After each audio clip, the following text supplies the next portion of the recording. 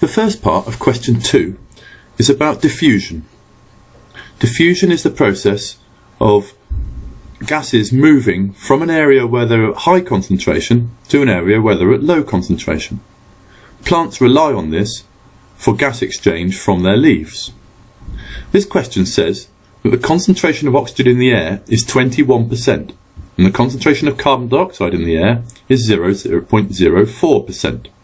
It then asks you to put ticks in the table about the concentrations of oxygen and carbon dioxide inside the leaf at midday.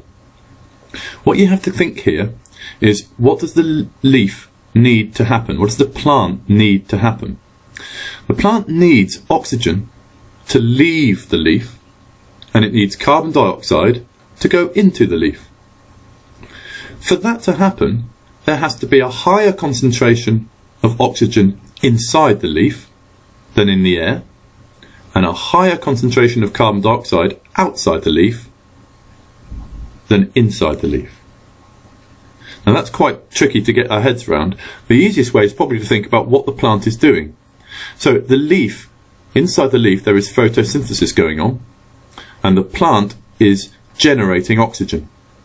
So inside the leaf there'll be lots of oxygen ready to leave the leaf, and so the amount of oxygen inside the leaf will be greater than 21%. So there should be a tick in this box here. For the carbon dioxide, the opposite is true. Inside the leaf, the plant is continuously taking carbon dioxide out of the air, and so inside the leaf, you would expect the concentration of carbon dioxide to be lower than that in the air around the leaf. And so we should have a box here ticked less than 0.04%. Part B of this question is a 6-mark question involving a tank with 2 fish and 2 plants. You can look at those lovely fish for a second whilst I just get the next section up here. Move that there like so, and there like that. Now, lovely. So, let's have a look at this 6-mark question. Kevin has a tank containing plants and fish. Oh, easy, Kevin. He knows that both plants and fish use certain gases for chemical processes. He also knows that these processes make other gases. His teacher tells him that the plants and the fish need each other to survive. Explain why.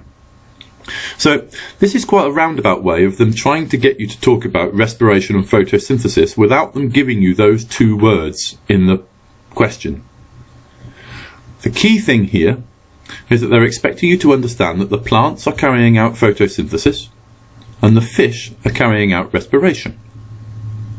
They're expecting you to remember that photosynthesis involves the plants taking in carbon dioxide and giving out oxygen, and that the reverse is true for the fish, who take in oxygen and give out carbon dioxide. This is a 6-mark question, so before you start you really have to think about what you're going to say in order to answer the question fully.